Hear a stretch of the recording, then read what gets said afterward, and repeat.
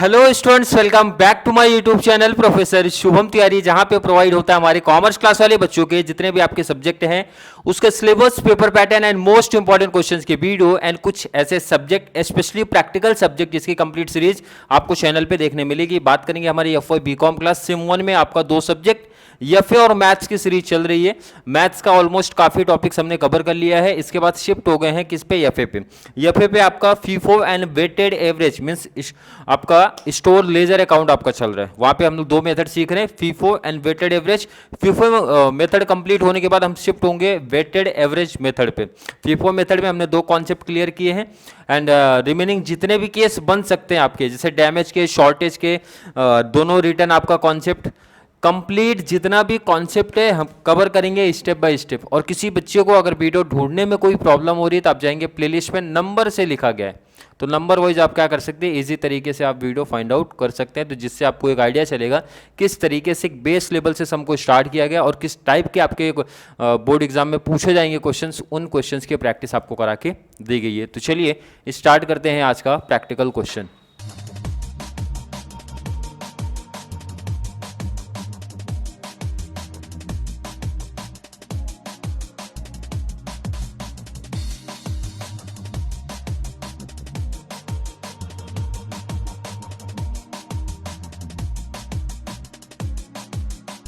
आज कंप्लीट होने वाला है, जैसा मैंने बोला था, प्रॉमिस किया था, आपका फीफो मेथड के जितने भी केस बन सकते कंप्लीट आपका क्लियर कर देंगे। कंप्लीट लास्ट आपका टॉपिक लेके आया हूं। फीफो मेथड में डैमेज कॉन्सेप्ट आप क्या करेंगे, डैमेज वाला अगर टॉपिक आपके लिए आता है तो उस कॉन्सेप्ट को कैसे आप सॉल्व करेंगे। ये देखो कितना सिंपल सा टॉपिक है। मतलब बाकी रिमेनिंग जो हमारी एंट्री है वो तो सेम चलती है, वो तो सेम चलेंगे, सिर्फ डैमेज का क्या ट्रीटमेंट है सर वो ध्यान में रखना है। को परचेज में आएगा या फिर रिसिप्ट में, क्योंकि दो ही टेबल है तो दो में से कहीं ना कहीं तो आएगा। क्लियर है, ये बच्चों का थोड़ा सा डाउट है। तो चलिए क्लियर करते हैं अपना कॉन्सेप्ट एंड स्टार्ट करते हैं आज के सम को। चलिए टॉपिक आपको दिख रहा है, from the following details find out closing stock of the Bharat industries limited as per the FIFO method. Clear mention है, डेट दिया है एंड परचेज एंड सेल्स का डिटेल्स है एंड हमारा प्राइस दे के रखा है। क्लियर है कि नहीं है। सेल्स के प्राइस का ध्यान रखना, प्रॉफिट के टाइम पे यूज होता है, बाकी कहीं यूज नहीं होता है, ये चीज आप लोग ध्यान रखना। बाकी तो इन्फॉर्मेशन आपको पहले से ही पता होंगे। तो स्टार्ट करते हैं। सम 1/11/2013 में बैलेंस दिया है, मतलब ये ओपनिंग बैलेंस है, तो कॉपी करते हैं 1/11/13। बैलेंस की जब बात करते हैं तो सीधा बैलेंस में शिफ्ट भी हो जाता है। कितना अगर बैलेंस बात करेंगे, कितना 40। रेट की अगर मैं बात करता हूं 14, तो मल्टीप्लाई करना है 14 × 4, 560। क्लियर है। कल से आप लोग लेके साथ में बैठो। ये हो गया टॉपिक क्लोज, मतलब पहली एंट्री क्लोज, ये चीज ध्यान रखो आप। चलिए अगली एंट्री पे शिफ्ट होते हैं। 2 4 दोनों परचेज ही है ना, कोई दिक्कत नहीं है। परचेज पे रिकॉर्ड कर लो, इशू आपका है। कितना अगर बैलेंस की बात किया जाए, ध्यान रखना 30। रेट की बात किया जाए कितना है 15, 15 3 जा 45। इशू में कोई आएगा नहीं। बैलेंस रिकॉर्ड करते टाइम ध्यान रखना, जो आपका ये बैलेंस था वो पहले रिकॉर्ड कर लो। फीफो मेथड तो यही बोलता है भाई, जो पहले आया उसको पहले रिकॉर्ड करो, और वही सेल भी हमारा फर्स्ट टाइम होगा। और जो आपने न्यू परचेस किया उसको रिकॉर्ड करो 30, 15 का रेट 450। क्लियर है। चलिए जितने भी एंट्री आप करते हो ध्यान रखना, उसके बाद एक अंडरलाइन कर दिया करो ताकि एंट्री क्लियर दिखती भी रहे आपको भी और एग्जामिनर को भी क्लियरिटी थोड़ी सी मिले।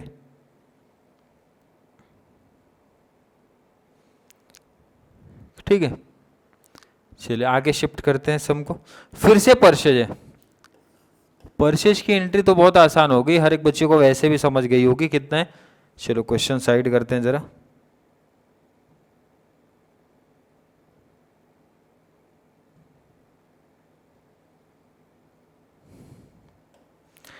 डेट 20 यूनिट्स 15 का रेट, ये भी 15 का ही रेट है, कोई दिक्कत नहीं। 20 15 2 आपका हो गया 30।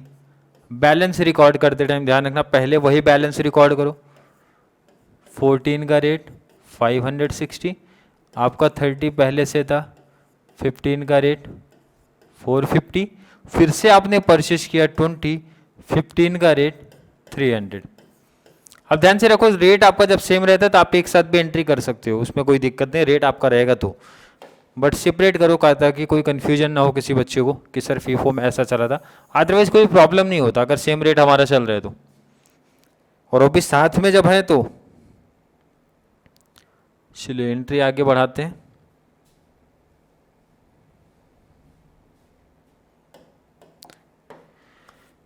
चलिए 5th, 11, 13।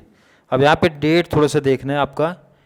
सेल्स हुआ 40 यूनिट्स का, ध्यान रखना सेल्स हुआ 40 यूनिट्स। रेट, तो सेल्स में रेट का कुछ काम नहीं है, सेल्स वाले में रेट का कोई काम नहीं है, इस चीज़ आप ध्यान दिया करो।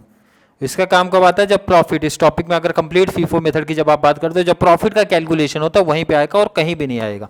तो चलिए बात करेंगे, 40 यूनिट्स का आपका सेल हो रहा है तो कहाँ शिफ्ट हो जाओगे, सेल्स वाले टेबल में जब आते हो 40 यूनिट्स, देखो पहला वही दिखा भी है, 40 यूनिट्स भी था तो सेल कर दो। कितने का रेट है, 14 का रेट है 560। ये बैलेंस कितना बचा, 30, 20, 15 रेट, 15 रेट, 450, 300। इसको ध्यान रखना, काफ़ी बच्चे कंबाइंड भी लिखेंगे, कोई दिक्कत नहीं, लिख सकते हो। नहीं तो बच्चे बोलेंगे सर आप अलग अलग क्यों लिख रहे हो, अलग अलग भी लिखा जा सकता है और रेट सेम था एक साथ, बट मेरा सजेशन है जैसा कॉन्सेप्ट आप पढ़ते हैं और उसी तरीके से आप चलो। चलो 5th के बाद 10, 10 पे फिर से इशू आपका दिख रहा है 10। चलिए 10 कितने का इशू दिख रहा है, ध्यान से देखो, साथ में दिख रहा है ना 10 यूनिट्स। रेट देख लो ना कितना, कोई दिक्कत नहीं, 15 का मल्टीप्लाई किया 150 हो गया। 30 में से 10 गया, कितना बचा, 20 बचा, और ये 20 जैसा था वो तो पूरा ही बचा। रेट है 15, 15 तो हो गया 300 और ये भी हो गया 300। अगर पूछा जाए कोई दिक्कत कोई प्रॉब्लम आ रही है तो नहीं आनी चाहिए, क्योंकि सिंपल सा जो कॉन्सेप्ट था, सिंपल सा जो हमारा रूल चलते आ रहा है ना, वही तो फॉलो कर रहे हैं हम। क्लियर है कि नहीं है, चलिए अंडरलाइन कर दो। अगले टॉपिक पे शिफ्ट होते हैं। कहाँ तक एंट्री कंप्लीट किया, 10। 10 के बाद 17, 17 पे फिर से आपको क्या देखने मिल रहा है, परचेज की एंट्री। 17 पे परचेज की एंट्री है, कितने यूनिट्स की आप देख रहे हो, 30 यूनिट्स का। कोई दिक्कत नहीं आना चाहिए, बहुत सिंपल टॉपिक अभी तक चल रहा है। रेट की बात करेंगे, ध्यान दो 16 का रेट है आपका। कितने का रेट है आपका, 16 का रेट, 16 3 जा 48। रिकॉर्ड करते टाइम ध्यान रखना आप लोग, 20 ये पहले से था, 30 आपने और कर लिया। ये इसका रेट कितना था, 15, 15, 300, 300, और ये जो परचेज किया आपने 16 का रेट वाला 480। एंट्री होने के बाद आपको ध्यान रखना है, क्लियर है। अगर पूछा जाए किसी बच्चे को थोड़ा सा भी कुछ डाउट कन्फ्यूजन लग रहा है, कोई दिक्कत आनी नहीं चाहिए, कोई अभी तक हार्ड कॉन्सेप्ट नहीं आया है। नेक्स्ट डे पे आते हैं, आपका इशू दिख रहा है, एंट्री पास करते हैं। कौन सा डेट है आपका, 20 का डेट है। कितने यूनिट का ध्यान दो, 25।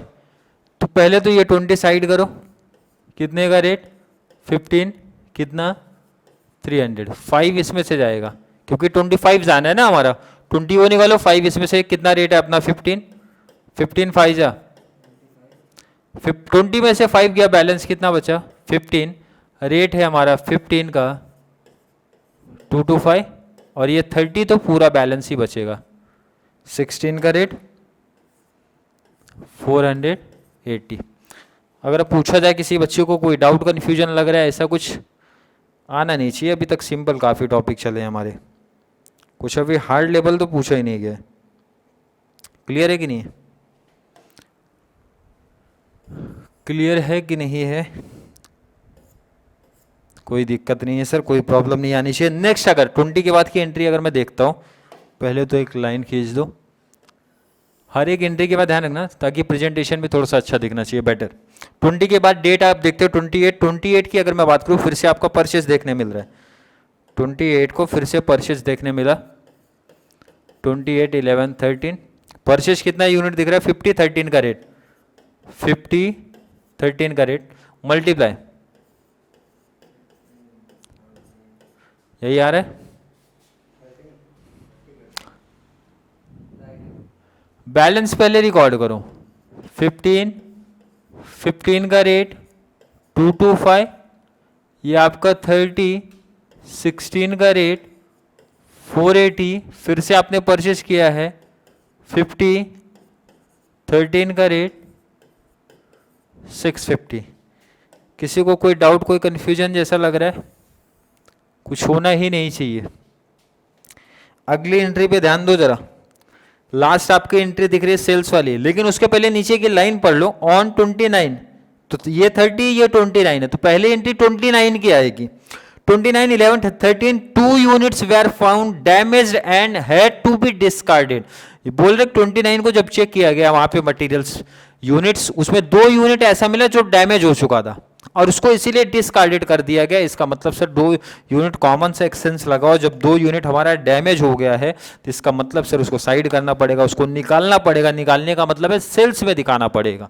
तो मतलब 29 की जो एंट्री थी यही इंपॉर्टेंट थी और यही बच्चों को समझना था कि ये एंट्री सर कहाँ रिकॉर्ड होगी। परचेज में पॉसिबल नहीं, क्योंकि आप एक कॉमन सेंस भी लगा सकते हो। अगर यूनिट डैमेज है, परचेज में तो थी तभी तो डैमेज मिला है आपको, और डैमेज जब पता चला तो उसको साइड करना पड़ेगा। साइड करने का मतलब है सेल्स में शिफ्ट करो। कितने यूनिट? 2 यूनिट। अब एक छोटा डाउट और आना चाहिए, सर कौन सा रेट वाला? तो फीफो का जो रेट बोलता है, फीफो का रेट बोलता है फर्स्ट इन फर्स्ट आउट, मतलब पहला। यहां पे अब पहले का रेट लिया जाएगा। क्लियर है कि नहीं है? डैमेज में ध्यान रखना, डेट नहीं देखना है। फीफो का जो रूल चलते आ रहा था वही रूल पे आपको पास करनी है एंट्री। 15 का रेट है तो 15 मल्टीप्लाई 15 टू जा 30। 15 में से ये 2 गया तो बैलेंस बचा आपका 13। 15 का रेट है 2 मल्टीप्लाई करो 195। किसी बच्चे को कोई डाउट, कोई कन्फ्यूजन नहीं? और एक चीज ध्यान रखो, आप बैलेंस अभी रिकॉर्ड करना है ना हमारा, तो बैलेंस रिकॉर्ड करते हैं। 13 इसमें से बचा आपका, ये तो कंप्लीट पूरा बचा 30। 16 का रेट 480 और ये भी कंप्लीट आपका बच रहा है 50। 13 का रेट 650। अगर पूछा जाए किसी बच्चे को कोई डाउट, कोई कंफ्यूजन नहीं होनी चाहिए। क्लियर है कि नहीं?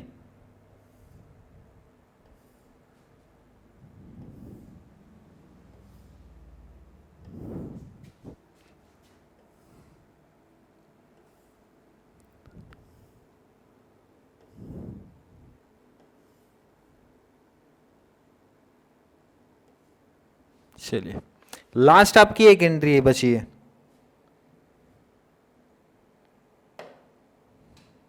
लास्ट एंट्री की चलिए बात कर लेते हैं। 30 को आपको सेल हुआ, ध्यान रखना कितना यूनिट आप देखो, इंपॉर्टेंट है। रेट तो वैसे भी कोई इफेक्ट नहीं है। डेट है आपका 13/11/13। कहां पे रिकॉर्ड होगा आपका? सेल्स में। कॉमन सी बात है, 40 यूनिट है तो पहले ये 13 साइड करो। कितने का रेट था आपका? 15। कितना दिखेगा आपको? 195। ध्यान रखो सेल कितना करना है? 40। 40 में से आपने कितना निकाला? 13, तो माइनस कर लो, तो बैलेंस कितना बचेगा आपको? 27। तो 27 ये 30 में से आपका निकल जाएगा। कितने का रेट है? 16। 13 पूरा ये निकालो, फिर इस 30 में से 27 निकालो, मल्टीप्लाई 27 इंटू 16। अब आप लोग ध्यान दो, 30 में से 27 गया तो बैलेंस कितना इसमें? 3।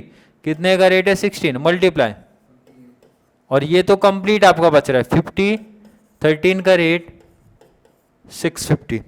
अगर पूछा जाए किसी बच्चे को कोई डाउट, कोई कंफ्यूजन यहां तक, आई थिंक नहीं आना चाहिए।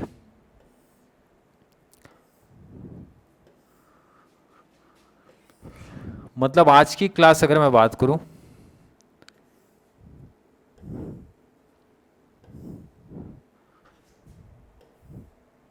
चलिए क्वेश्चन को आप थोड़ा और साइड कर दें।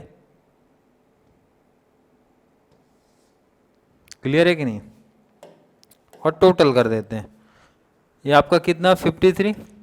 रेट अब ध्यान रखना है, रेट नहीं लिखना है आपको, और अमाउंट बताओ कितना है? 650 प्लस 48 698। तो लास्ट में जब आंसर लिखोगे ध्यान रखना क्या लिखना है? The value of closing stock